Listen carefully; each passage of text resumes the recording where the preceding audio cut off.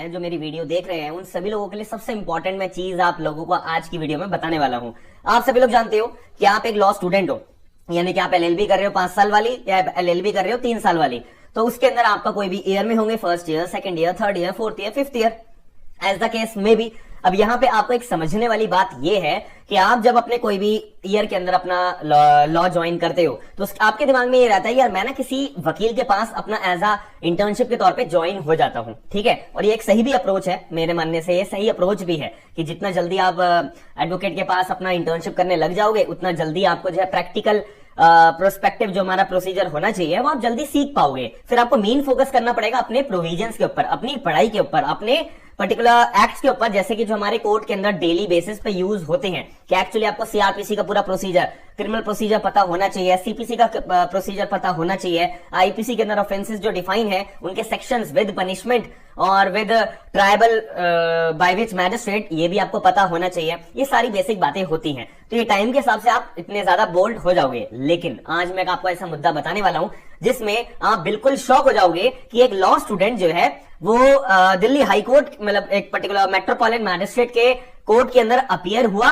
मतलब वो लड़की थी हालांकि, तो वो अपीयर हुई एज अ प्रॉक्सी एडवोकेट के तौर पे, एज अ प्रॉक्सी काउंसिल के तौर पे। तो जिन वकील के पास वो अपनी इंटर्नशिप कर रही थी, ठीक है, तो उनकी जो एडवोकेट थी उन्होंने अपने पर्टिकुलर लॉ स्टूडेंट को बोला कि भाई तुम जो है ना ये 2 कोर्ट में चली जाओ और 2 कोर्ट में जाके बस तुम्हारे को एडजर्नमेंट लेके आनी है। बस जज साहब तुमसे कुछ भी पूछेंगे बस तुम उसका इस छोटा सा ये जवाब दे देना, फिर तुम्हारे को जो है मेट्रोपॉलिटन मैजिस्ट्रेट जो है वो तुम्हारे को जो है एडजर्नमेंट दे देंगे, यानी कि दूसरी तारीख केस की दे देंगे, क्योंकि मैं अभी जो है दूसरे केस में बिजी हूं। बस इतनी सी एक बात थी। तो यानी कि एक लॉ स्टूडेंट को प्रॉक्सी काउंसिल बना के पर्टिकुलर एडजर्नमेंट लेने के लिए मेट्रोपॉलिटन मैजिस्ट्रेट के सामने भेजा गया, ठीक है। यहां तक आपको बात समझ में आ गई। अब आप लोग मुझे बताइए क्या ये लीगली तौर पे वैलिड है या नहीं है? भाई बिल्कुल भी वैलिड नहीं है।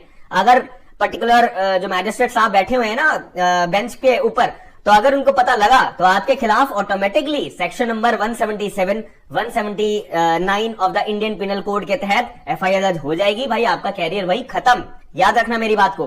तो इस केस के अंदर यही हुआ, ऐसा ही हुआ। तो मैं आपको बताने वाला हूं। यहाँ पे मेट्रोपॉलिटन मैजिस्ट्रेट के आगे वो जो लॉ इंटर्न थी, जो लड़की थी, वो अपनी अपीयर हुई मेट्रोपॉलिटन मैजिस्ट्रेट के आगे अपनी एडजर्नमेंट पाने के लिए, क्योंकि उनकी जो एडवोकेट थी जिनके पास वो इंटर्नशिप कर रही थी उन्होंने इनको यही राय दी थी ऐसे ऐसे कर लेना, ठीक है। अब मेट्रोपॉलिटन मैजिस्ट्रेट तो भाई वो मैजिस्ट्रेट है, उन्होंने बोला कि अच्छा वकील साहिबा आप जो है एडजर्नमेंट लेने आए हो तो आपको केस के फैक्ट्स तो पता होंगे, तो आप मुझे बताओ कि एडजर्नमेंट हम आपको क्यों ग्रांट करें।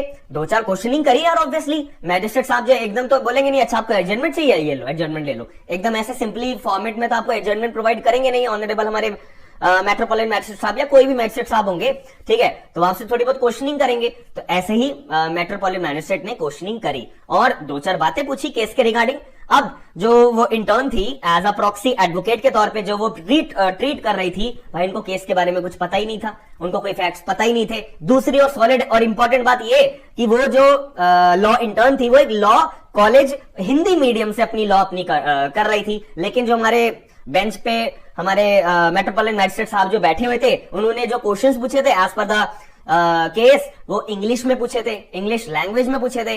दूसरी प्रॉब्लम ये आई उनको जो है लॉ इंटर्न को कुछ समझ में नहीं आ रहा कि यार एक्चुअली जो है मैजिस्ट्रेट साहब मुझसे पूछना क्या चाह रहे हैं। तो ये सारी चीजें दिक्कत में आ गई और यहाँ पे क्लियर तौर पे मेट्रोपॉलिटन मैजिस्ट्रेट को साहब को पता लग गया कि यहाँ पे ये एडवोकेट नहीं है कहीं ना कहीं से भी। दूसरी बात यहाँ पे ऑफिशियली मेट्रोपॉलिटन मैजिस्ट्रेट के आगे उस पर्टिकुलर लॉ इंटर्न ने कन्फेस करा कि ऑनरेबल जज साहब मैं जो है फर्स्ट ईयर लॉ स्टूडेंट हूँ, हिंदी मीडियम से मैं लॉ कर रही हूँ और मुझे नहीं पता कि भाई आप क्या कर रहे हो, आप क्या क्वेश्चनिंग कर रहे हो। मैं केस के फैक्ट्स के बारे में बिल्कुल अनअवेयर हूँ, मुझे नहीं पता।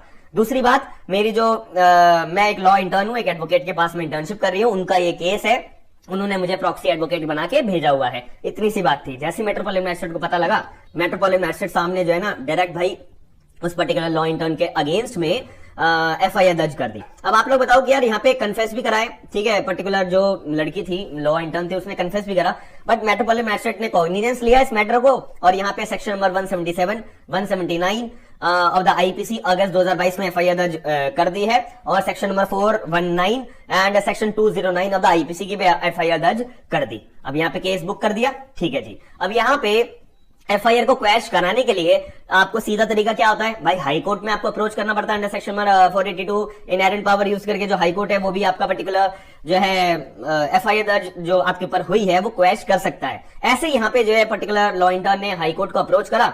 हाई कोर्ट को अप्रोच करने के बाद यहाँ पे हाई कोर्ट के अंदर मुद्दा आया, तो हाई कोर्ट ने ये माना कि भाई देखो यहाँ पे ना सबसे पहली बात जो लॉ स्टूडेंट है ना उसने भाई गलती तो करी है, बट यहाँ पे लॉ स्टूडेंट ने ना फेयरली सारे के सारे फैक्ट्स को डिस्क्लोज करा। ठीक है, सारे के सारे फैक्ट्स को डिस्क्लोज करा, क्योंकि जो मेट्रोपॉलिटन मैजिस्ट्रेट ने जब कॉग्निजेंस लिया था तो वो रिकॉर्ड करेंगे ना सारी बातें, सारी गलतियों को रिकॉर्ड करेंगे, एक्चुअली क्या हुआ, क्यों कॉग्निजेंस लिया, क्यों एफआईआर दर्ज कराने का ऑर्डर पास करा है मेट्रोपॉलिटन मैजिस्ट्रेट ने, एक्सेट्रा एक्सेट्रा।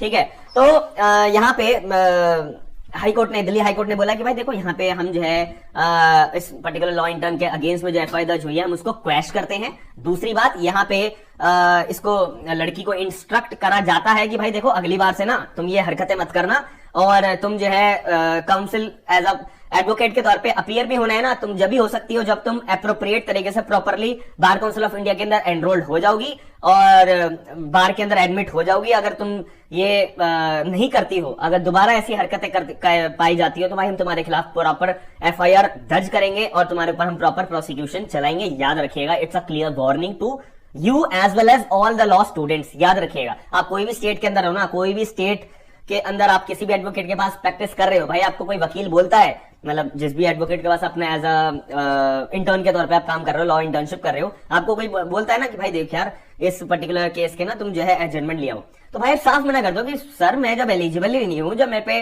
बार काउंसिल का लाइसेंस ही नहीं है, तो how I can appear as an advocate before the court. तो अगर पकड़े जाओगे ना तो भाई क्लियर तौर पे आप समझ लेना आपके ऊपर बहुत बड़ा एक्शन लिया जा सकता है। ये क्लियर तौर पे ना कंटेम्प्ट ऑफ कोर्ट भी लगता है, और क्लियर तौर पे तुम यार कानून की कोई इज्जत ही नहीं रख रहे, कानून की क्लियर तौर पे बेइज्जती कर रहे हो कि जब तुम्हारे को बोला हुआ है कि प्रैक्टिस करनी है उसी व्यक्ति को जो एलएलबी डिग्री होल्डर है और एनरोल्ड एज एन एडवोकेट है, एलएलबी डिग्री के बाद स्टेट बार काउंसिल के अंदर एनरोलमेंट करना है, फिर अपना एआईबी क्लियर करना है, उसके बाद जब एनरोलमेंट आपका कंप्लीट हो रखिएगा। और यहाँ पे मैं केस का नाम भी बता देता हूँ आपको, यहाँ पे केस का नाम है, एक तो क्रिमिनल अपील डली थी 6497 2022 एंड 25286 2022। यहाँ पे काउंसिल जो थे पेटिशनर के, उनका नाम था मिस्टर सचिन भंडूरी, एंड काउंसिल जो थे रिस्पोंडेंट के तौर पे उनका नाम था मिस्टर राजकुमार। बाकी सारी डिटेल्स मैं पूरे का पूरा केस की जजमेंट की कॉपी जो है आपको डिस्क्रिप्शन बॉक्स के अंदर दे दूंगा। मैं आशा करता हूँ आपको ये इन्फॉर्मेशन बहुत अच्छी लगी होगी, एक नई अवेयरनेस के तौर पे। तो आप अगर वीडियो ऐसी इन्फॉर्मेटिव देखना चाहते हो तो वीडियो को लाइक जरूर करेगा, चैनल को सब्सक्राइब जरूर करेगा। इस वीडियो को लाइक करें, हमारे चैनल को सब्सक्राइब करें, ज्यादा से ज्यादा शेयर करें। धन्यवाद।